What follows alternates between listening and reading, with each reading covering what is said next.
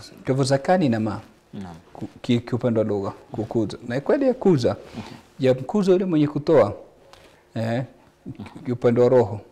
Ikatoa zile tabia za ubakhili na zinginezo katika tabia mbaya za mali. Ya mkuza mwenye kupokea katika upande wa kimaisha.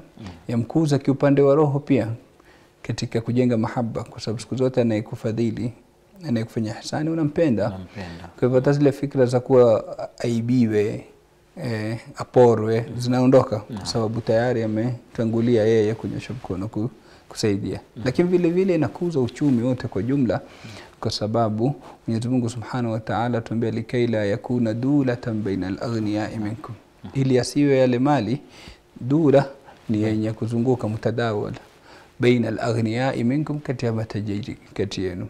Tatizo kubwa lililo ulimwenguni leo, wanaomiliki mali ya ulimwengu ni 3% pekee yake, 3%. 97 hawana kitu.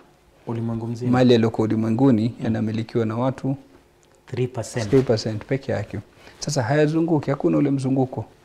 Na siku zote mali yakibaki kwa matajiri pekee yake, ule uchumi unaganda. Hakupatikani kuchangamka, hakupatikani nashati. Na ukitoka, hata yakitoka yatazunguka, yatarudi pale pale. Yametoka kwangu kwa mfano, na mimi nauza nguo. Nikimpa fakira itajia kuvaa, atakuja kununua.